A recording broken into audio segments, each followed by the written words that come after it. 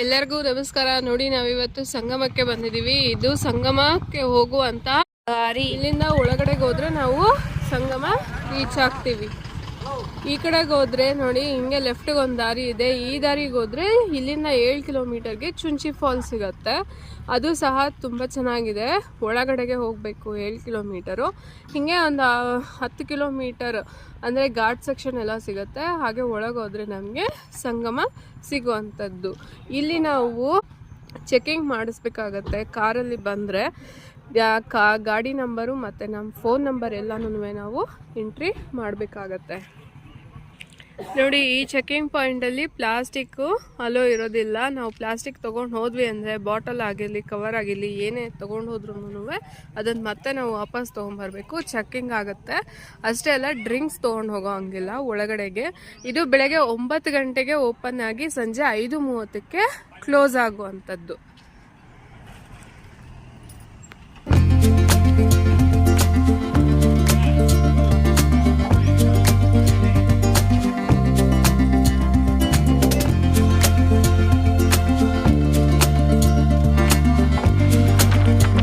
ನೋಡಿ, ಹೀಗೆ ಒಳಗಡೆಗೆ ಹೋಗ್ಬೇಕಾಗತ್ತೆ. ನಾವು ಸುಮಾರು 10 ಕಿಲೋಮೀಟರ್ ಅಷ್ಟು.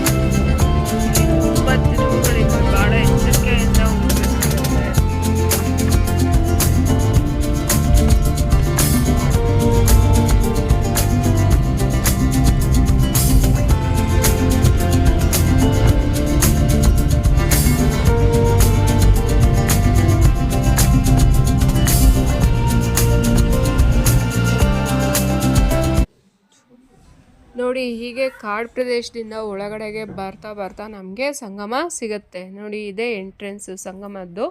ಇಲ್ಲಿ ಹೋಟೆಲ್ ಮಯೂರ ಅಂತ ಸಹ ಇದೆ.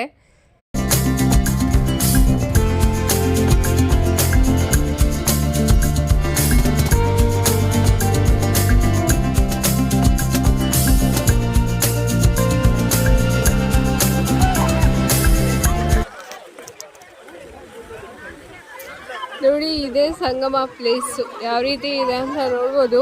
ತುಂಬ ಸುಂದರವಾಗಿದೆ. ತುಂಬ ಜನ ಬಂದು ಆಡ್ತಾ ಇದ್ದಾರೆ. ಏನಪ್ಪ ವಿಶೇಷ ಸಂಗಮ ಅಂತ ಅಂದರೆ ಅರ್ಕಾವತಿ ಮತ್ತು ಕಾವೇರಿ ನದಿ ಎರಡೂ ಸಹ ಒಟ್ಟಿಗೆ ಸೇರುವಂಥ ಜಾಗ ಈ ಸಂಗಮ. ಅದಕ್ಕೆ ಇದನ್ನು ಸಂಗಮ ಅಂತ ಕರೀತಾರೆ.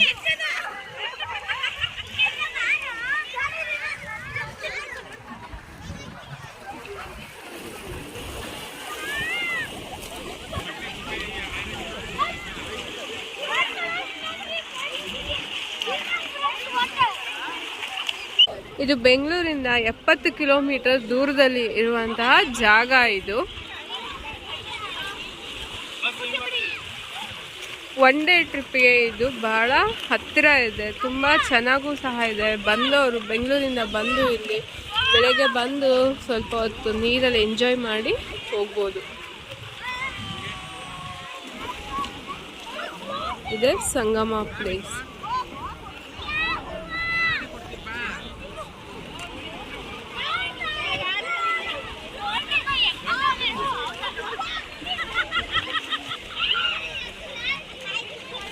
ಆಳ ಜಾಸ್ತಿ ಇರೋದ್ರಿಂದ ಆ ಕಡೆ ಹೋಗೋದಕ್ಕೆ ಬಿಡೋದಿಲ್ಲ. ಈ ಕಡೆ ಮಾತ್ರ ಆಡ್ಬೇಕಾಗತ್ತೆ.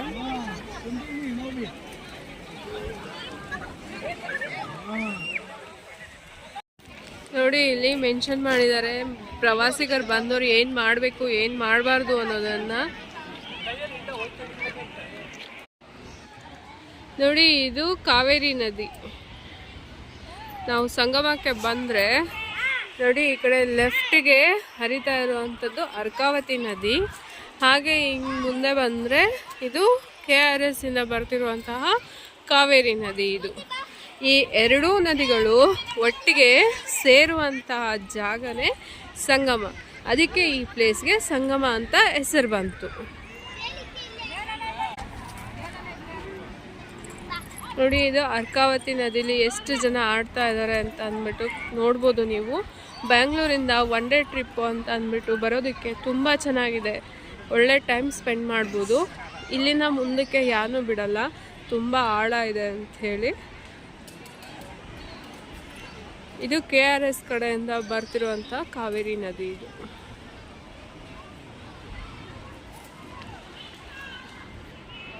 ನೀವು ನೋಡ್ಬೋದು ಇಲ್ಲಿ ಹಗ್ಗ ಹಾಕಿದ್ದಾರೆ ಅಡ್ಡವಾಗಿ.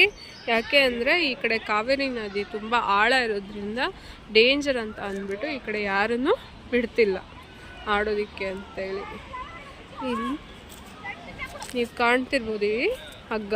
ಈ ಹಗ್ಗದವರೆಗೂ ಬರ್ಬೋದಷ್ಟೇ, ಇಲ್ಲಿಂದ ಮುಂದಕ್ಕೆ ಯಾರೂ ಹೋಗೋದಕ್ಕೆ ಬಿಡಲ್ಲ. ಈ ಕಡೆ ಅರ್ಕಾವತಿ ನದಿಲಿ ಮಾತ್ರ ಆಡ್ಬೋದು.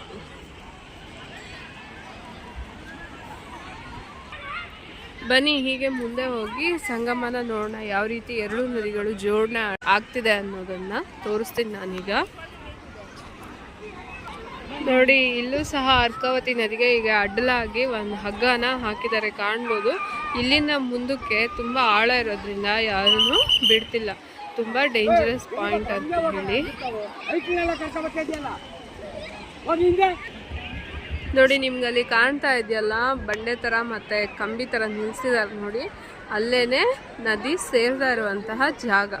ಎರಡೂ ನದಿ ಅಂದರೆ ಅರ್ಕಾವತಿ ನದಿ ಮತ್ತು ಕಾವೇರಿ ನದಿ ಸೇರ್ತಾ ಇರುವಂತಹ ಜಾಗ ಅದು. ಅದಕ್ಕೋಸ್ಕರನೇ ಈ ಜಾಗನ ಸಂಗಮ ಅಂತ ಕರೀತಾರೆ.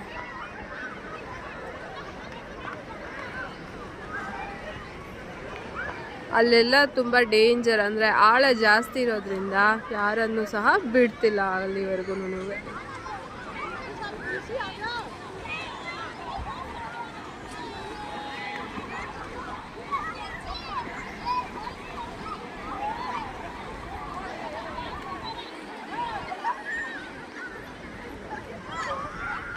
ತುಂಬ ಚೆನ್ನಾಗಿದೆ ಪ್ಲೇಸು. ಒಂದಿನ 1 ಡೇ ಟ್ರಿಪ್ ಅಥವಾ 1 ಡೇ ಟೈಮ್ ಸ್ಪೆಂಡ್ ಮಾಡೋದಕ್ಕೆ ಈ ಜಾಗಕ್ಕೆ ಬರ್ಬೋದು. ಭಾಳ ಸುಂದರವಾಗಿರುವಂತಹ ಜಾಗ ಇದು.